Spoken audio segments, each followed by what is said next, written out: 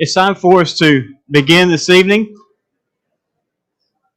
And I don't know about you, but it is a wonderful thing that I have to interrupt fellowship. I think that's great. Uh, it's wonderful to be together in the middle of our week, and just glad that we enjoy being together, and hope that we'll continue that in a few minutes and enjoy that some more time of fellowship here in just a little bit. As you see on the screen, if you haven't been here, maybe you're watching the live stream for the first time, we are involved in a series of studies on Wednesday nights involving the apostles, sort of a biographical look at each of them. And I want to make one, I don't say necessarily correction, but clarification, probably a better way of putting it, from something I mentioned last week. We studied Andrew last week, and it's one of those things, sometimes you try to say something clearly, and by doing that, you actually make it more confusing than it is. I'm really good at that for some reason. But one of the things I mentioned in that was I gave a quote from John MacArthur's book, 12 Ordinary Men, and said that he talked about Peter and Andrew and James and John, those two sets of brothers, being partners in the fishing business. And I said, I think he takes it too far because he makes it sound like they're business partners. And it was pointed out to me that I think it's in the book of Luke, it actually says they were partners. And what I didn't clarify well, and I know I just didn't say it clearly enough, was the text in Luke is just using a general word for partners. And MacArthur in his book, I believe, makes it seem like they almost had to be business partners. And what I was trying to say was I think he's stretching it too far to make it where it had to be that kind of relationship, but that's not necessarily what that wording means. They could have just been nearby. They could have helped each other out, that sort of thing. And it's not that big of a detail, but we want to be clear and correct in what we say. So I hope that kind of, if you kind of went, wait a minute, I thought it said they were partners. Well, they are, but not necessarily business partners. And I just wanted to be clear about that because we want to be accurate in all that we say, and hopefully that if that was confusing, it cleared it up. If it wasn't, good. So let's take a moment and pray, and then we will dive into our lesson for tonight on James. Our Father in heaven, thank you for every opportunity we have to be together as your family.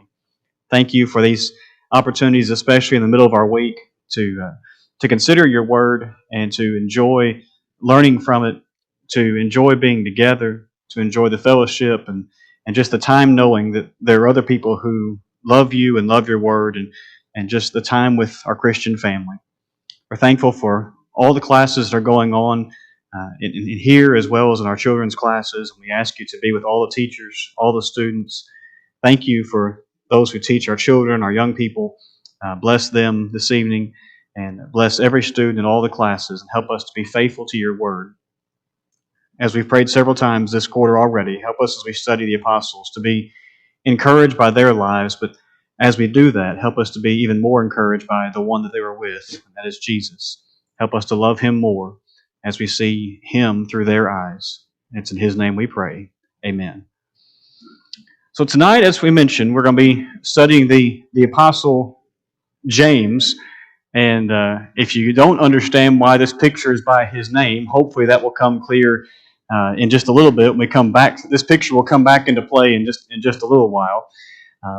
Lord willing, next Wednesday night I'll be finishing up a gospel meeting in Alabama, and so Stuart has agreed to fill in and take John. And then I wish I'd switched those. There's a whole lot more about John there is James. I gave him the easy one of the two as far as people go, but I know you're looking forward to hearing him teach. I always do, and appreciate him for being willing to do that. The name James was very common in that culture. Of course, it's common in our culture as well. It's been common for a long time. But when we think of that name in the New Testament, we need to make sure we remember which one we are talking about. Because it's not just one of those names where you have one that just stands out and everybody else who has a name is just, you read the name once and that's kind of it. There are some fairly prominent people who share this name. And so we got to make sure we know which one we're talking about. The first that is not the one we are talking about is the half-brother of Jesus, the one who was called a pillar of the church, and of course the one who wrote the book that we call the book of James. That is not the one we're talking about tonight. The one who wrote the book of James and the Apostle James are not the same person. They share the same name, they're not the same person. It also can be difficult because there are two apostles with this name. We're going to get to the other one later in the quarter, Lord willing. We know a few things about him. Son of a man named Alphaeus. He's the one who has that just cruel nickname, the Less. I mean, as I've said before, I've heard a lot of mean nicknames in my life. That one's kind of right up there in some ways. Hey, you're Less. But that's not what we're talking about. We know very, very, very little about that one. The one we're talking about tonight is the one who is a son of Zebedee, brother of John, and we're going to get to a lot of sort of the facts, the biographical stuff to go through this. But I wanted to remind us of that. I don't know if you have this problem. I do sometimes. When you have these people who have the same name, sometimes it's hard to remember which one we're dealing with, especially to me, this one, because you have especially two, the half-brother of Jesus, the one who wrote the book, and this one who's kind of that inner circle of the apostles who are, they're so prominent, they share the same name. You got to remember, we're not talking about the same guy as we think about that. So let's think about just some facts about him. We've mentioned this already about these first four, this being the third, of the apostles, that he's one of those who's sort of considered part of that inner circle along with Peter and John. Now notice I left Andrew off because you have that first four, Peter, Andrew, James, and John.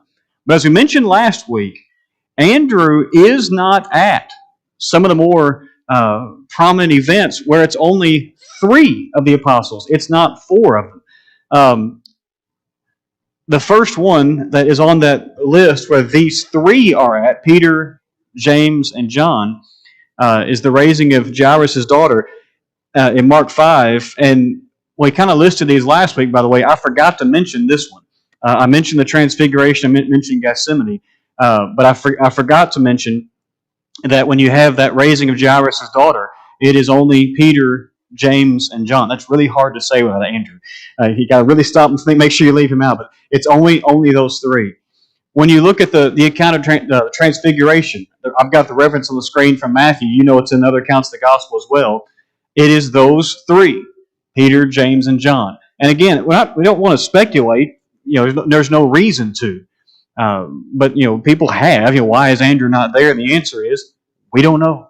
But it does show us something about the stature of these three, or the relationship of these three is probably a better way of putting that, with Jesus, that these particular three are with him for huge moments. And then the way I worded on the screens is, the apostles are in Gethsemane, but Jesus takes with him Peter, James, and John and goes further into Gethsemane, and they're the ones that he tells, stay here and watch while I go even further and pray. Matthew 26, 36 to 46. Again, why these three? I don't know. Possibly just a little bit closer relationship, whatever it was. But James is part of what some people call that just inner circle of the apostles. Now, I haven't mentioned this yet, I don't think, as we've gone through these first apostles and kind of have this talk of this inner circle thing. I don't mean to say by that Jesus cared for these three more. He loves everybody. But there is something to be said for the fact that Jesus did seem to be closer to some of them. And that's okay. Jesus needed friendships just like we need friendships. Jesus needed nearer relationships, if you will, just like we do. He was just like we are as far as being flesh and blood and all those sorts of things, and needing relationships and all that human stuff. And so it's possibly just something that simple, that these three were closer friends, if you will.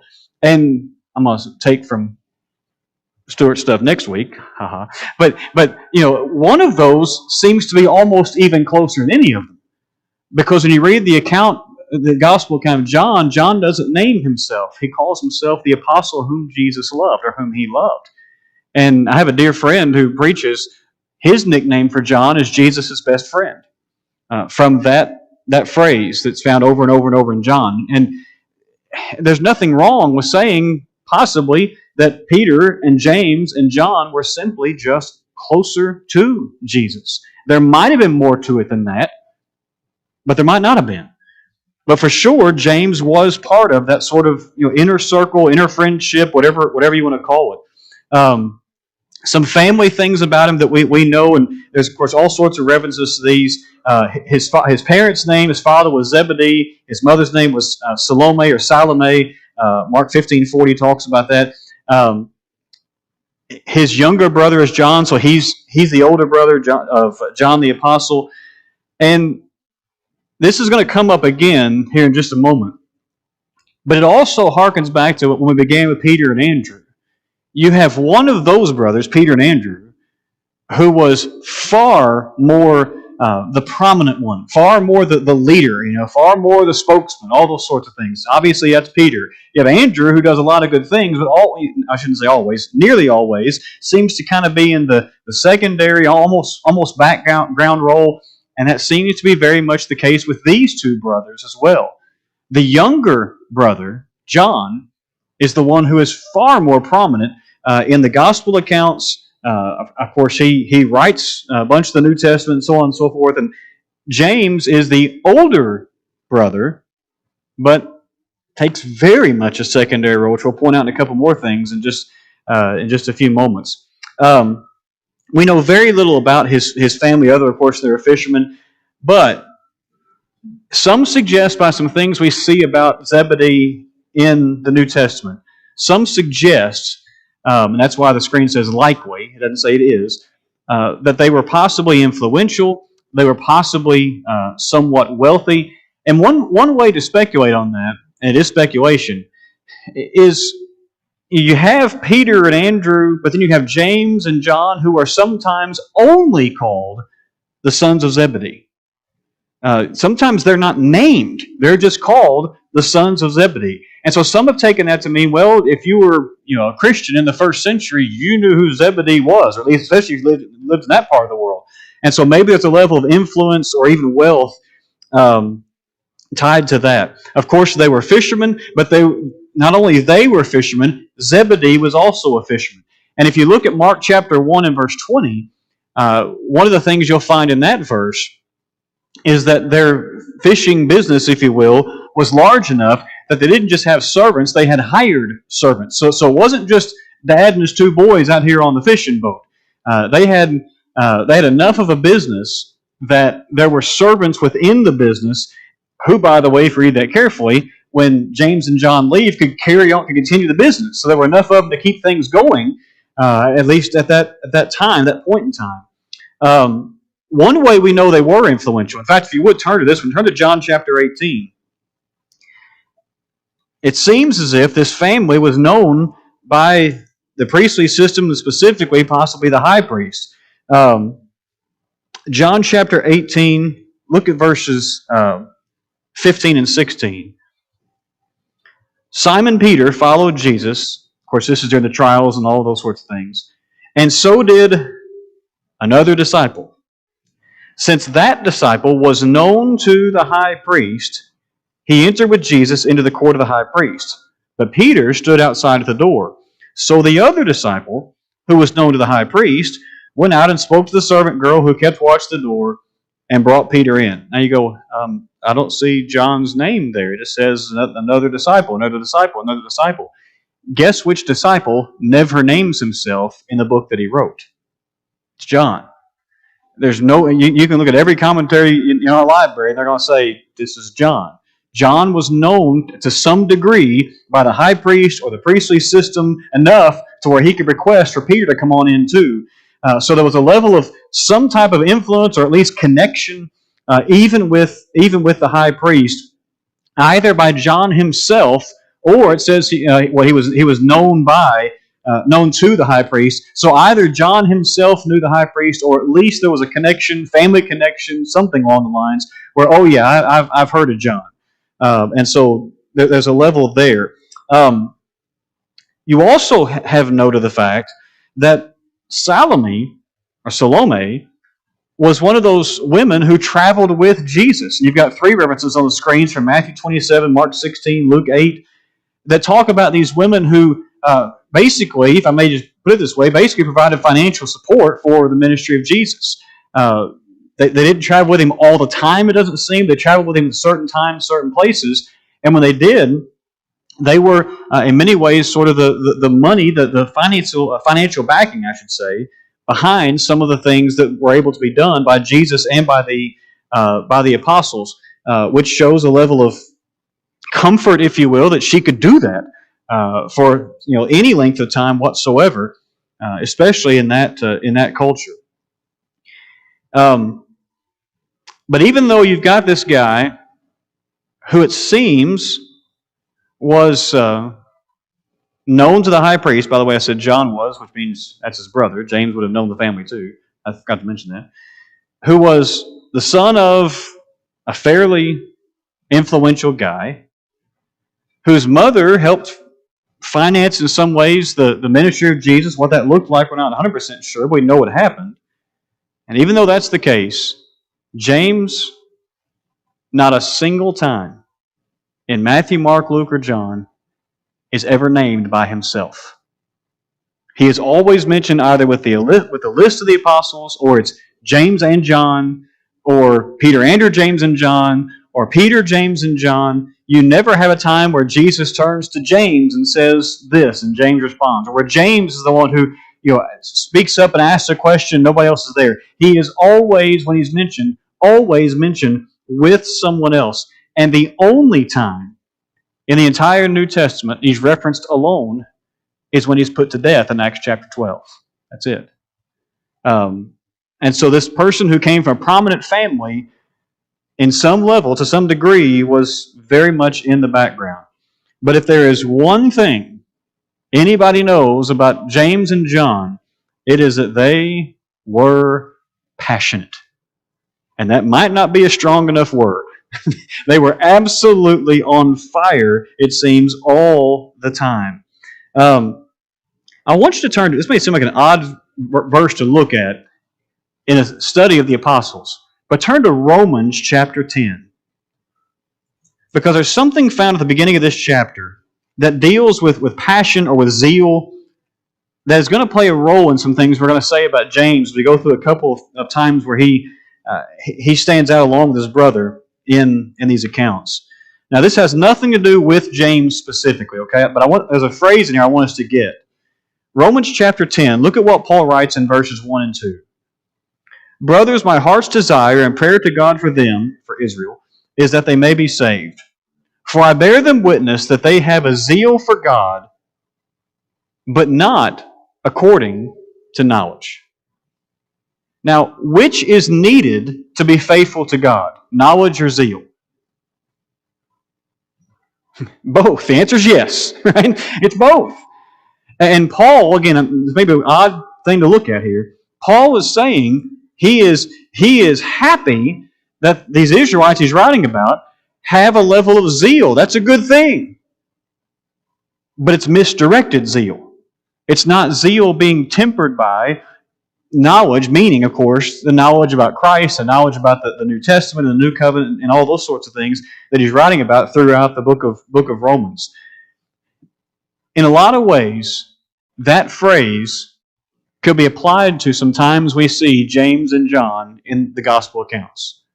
There is some absolute zeal with these guys. But sometimes it's zeal that doesn't have any temperament on it whatsoever, and sometimes the brains haven't quite geared in yet to figure out what they're saying or why they are saying it.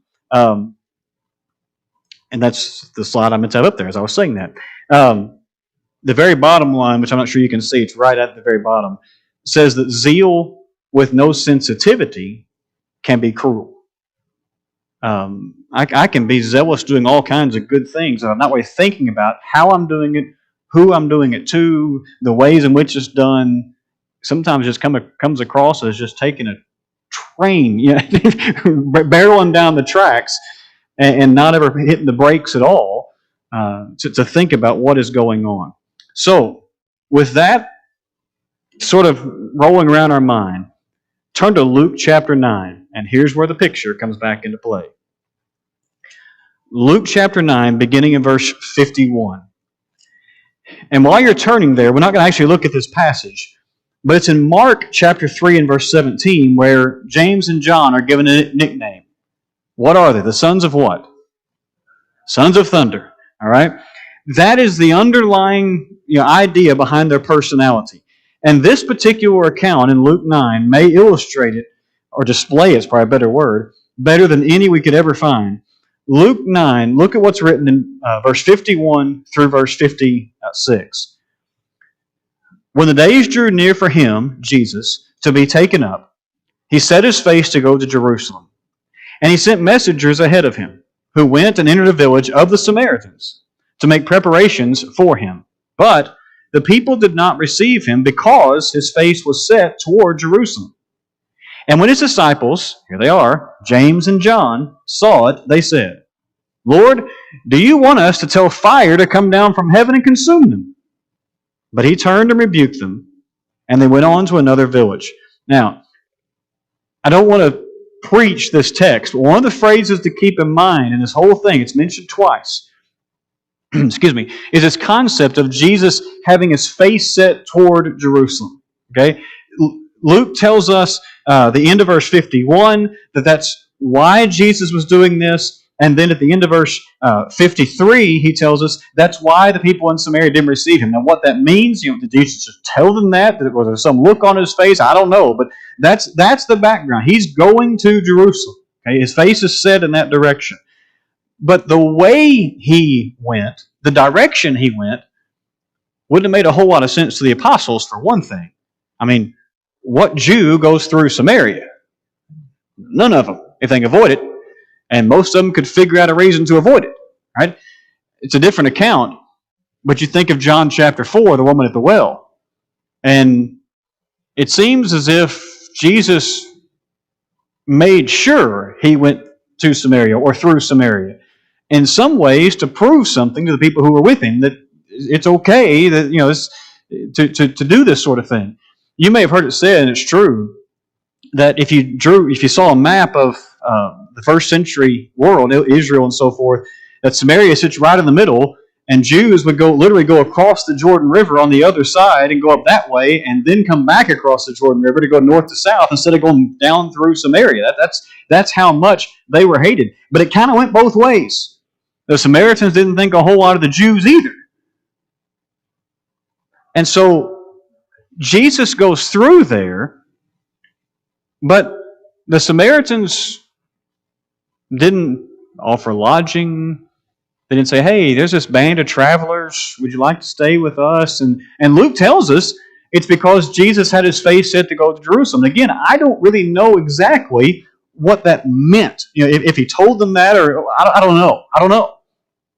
But there's something about that kept the Samaritans from showing hospitality, if you want to kind of use our phrase. And so James and John have a good response. They don't want to accept Jesus, Lord.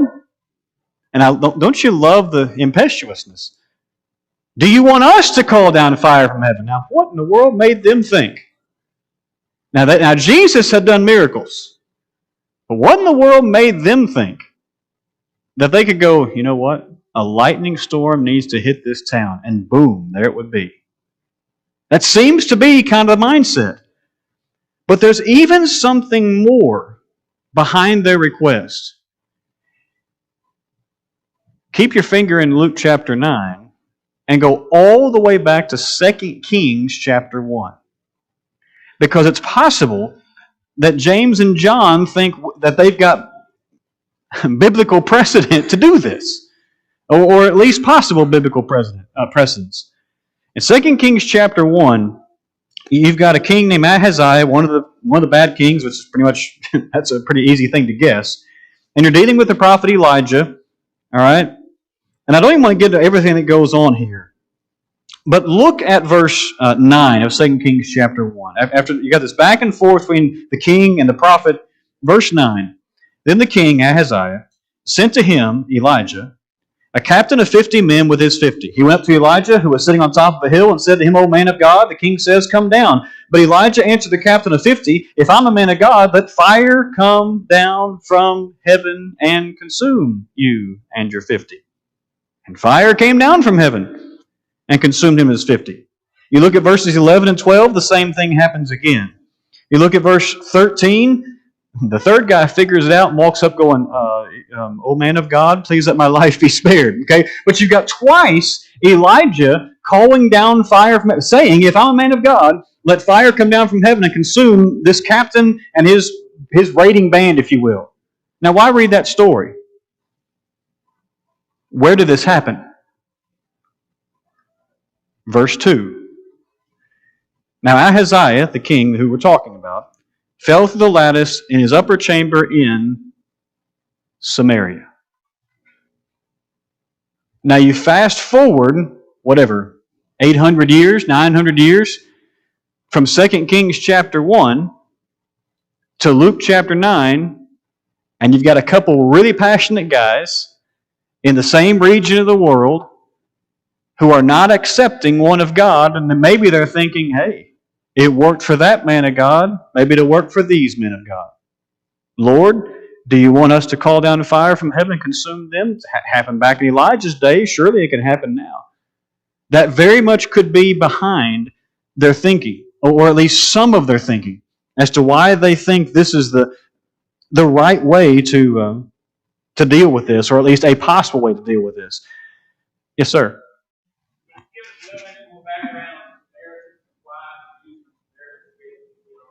Okay, the question was, can we do more background between why the Jews and Samaritans didn't get along? Nutshell, for time's sake. Jews considered Samaritans, sometimes you hear it called half-breed, dogs, that sort of thing. It's awful. Because they were some who had been Jews in their past, but who had intermarried with Assyrians and others who had taken them over, and basically broke off to become this is the wrong wording. Somebody correct the wording here. But almost rogue group of, we're not Jews, but we still want to have some of the same stuff. We have a temple, we have a place to worship, and because they had intermarried with the Assyrians and others, and the Jews tried to keep things pure, they absolutely hated each other. There's a lot more to it than that. If someone's feeling more, that's fine. That's super nutshell. Yes, sir.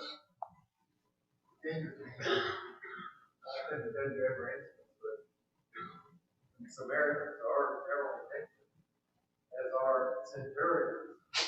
It's almost always a very tractable life. Yeah, especially right.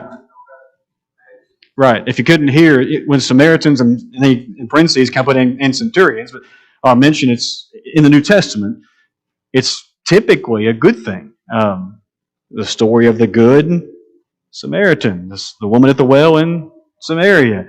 And even here, what did the Samaritans do wrong? I'm not sure they did anything wrong. And that may be why Luke tells us Jesus had his face set towards Jerusalem.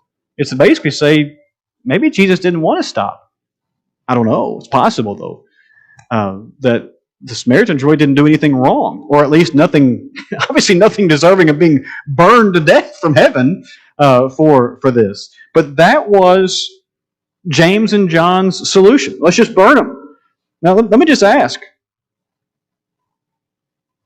what was their motive behind that? I mean, why would they want to do that?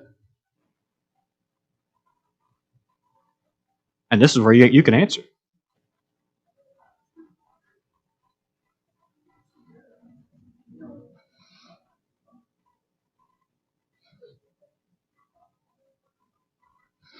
So, yeah, Mr. Meir brought up just the fact that there have been some Samaritans killed before. You got bad blood between them, all these sorts of things. Okay, that's part of it. It's just the history of it. Yeah.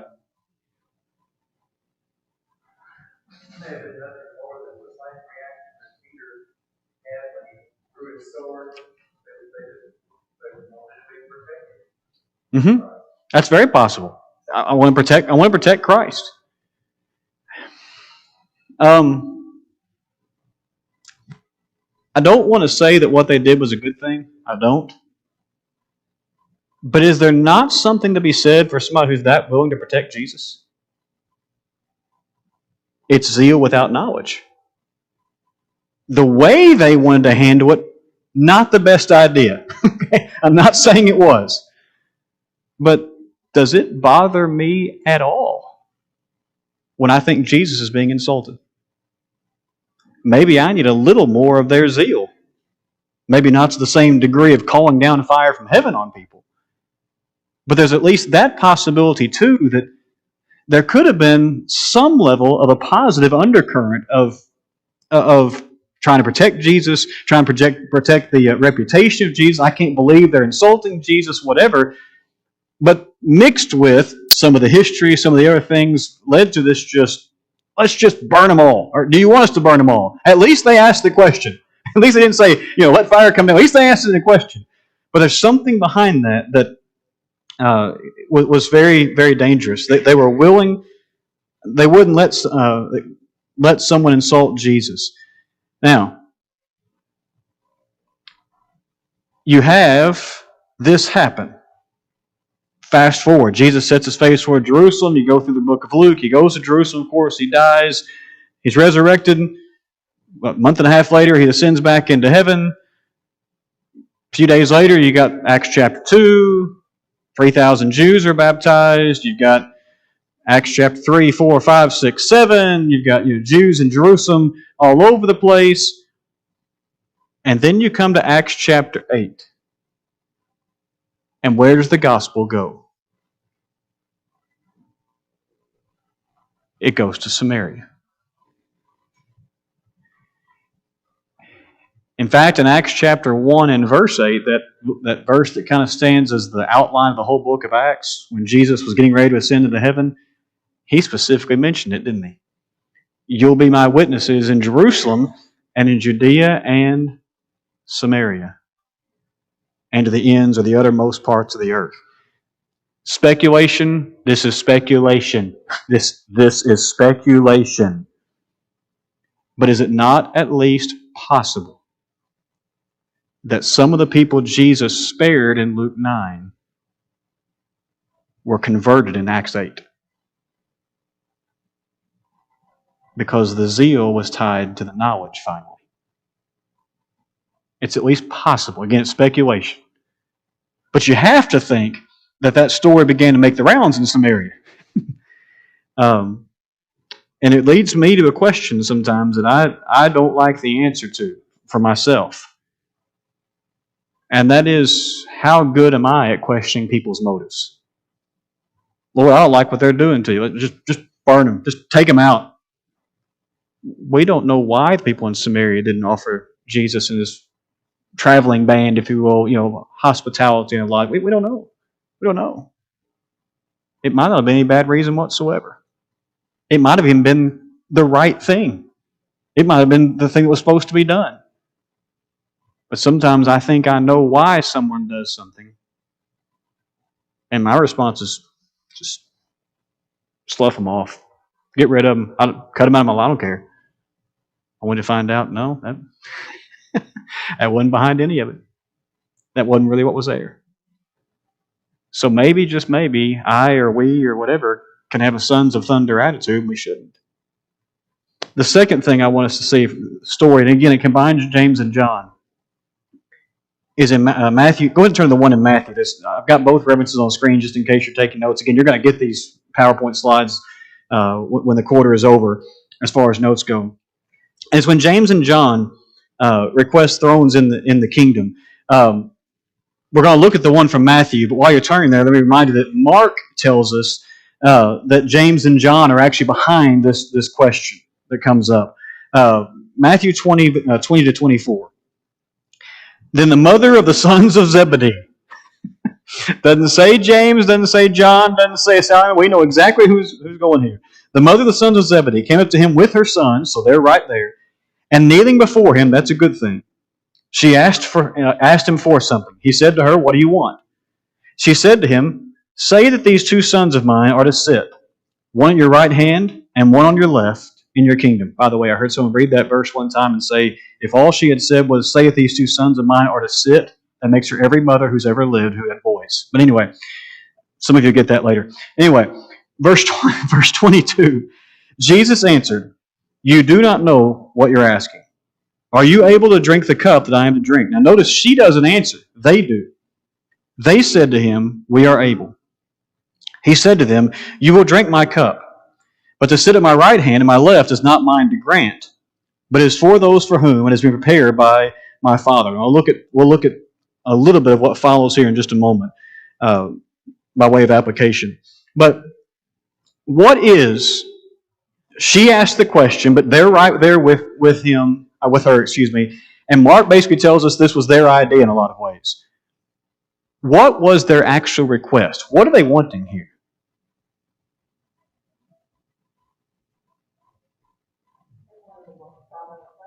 Yeah. They didn't just want to be in the kingdom. They didn't want to just be on thrones in the kingdom. Right hand and left hand. Ms. Priscilla said they want the prominent places in the kingdom. That's exactly it. I mean, they want to be right there. And it's a pretty bold request, especially considering they haven't quite grasped exactly what the kingdom is yet, have they? I mean, all the way until Jesus ascends into heaven, they think it's an earthly kingdom. Will you, at this time, restore your kingdom to Israel? He's going up into heaven, or getting ready to. So they think, it would seem, that he's going to have some kind of Jewish kingdom, earthly kingdom, take over Rome, take over Jerusalem, do something. And when that happens, yeah, you can have the center throne, Jesus, but my boy's going to be on one hand, my boy's going to be on the other hand. Is that okay? Now, I want you're in Matthew 20, look back at Matthew 19. Because it seems as if they sort of got part of what Jesus said, but not all of it. Matthew 19, beginning of verse 28. Jesus said to them, "Truly I say to you, in the new world," I think some translations have the regeneration, "when the Son of Man will sit on his glorious throne, you who have followed me will also sit on 12 thrones, judging the 12 tribes of Israel." Pause right there. I think they got that part. Yay! We get to sit on a throne. Maybe they're just asking for the two in the middle. Because he just said that, so maybe that's what they're asking for. 29. "And everyone who has left houses or brothers or sisters or father or mother or children or lands for my name's sake will receive 100-fold and will inherit eternal life. But," maybe they didn't get this verse, "many who are first will be last and the last first." I think maybe they heard verse 28. I'm not sure they quite grasped verse 30. Yay, yay, yay, we get to sit on thrones. Wait a minute, we got to serve too? I don't like that. You know anybody like that? Sadly, sometimes I look at one in the mirror. Maybe that's possible here. But I also want you to think about something else. Here these two were. We introduced James a few minutes ago. One of the things you may have thought I just hammered too much at. This is why I didn't. James and John were as inner circle with Jesus already as it got. It's Peter, Andrew, James, and John. And even beyond that, it's Peter, James, and John. How much closer did they want to get? Yes, sir. Yeah, why'd they cut Peter out? Yeah. Could Peter have the one next to one of them? Like seat 3 or something? Or whatever. That's a good question. And so Jesus then gives them this response. It's odd. He doesn't say, yeah, sure, or no, you can't. He says, can you drink the cup?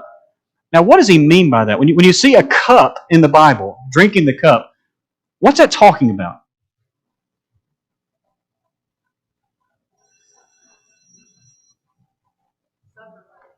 Yeah, to suffer. That's why Jesus in the garden, "Let this cup pass from me."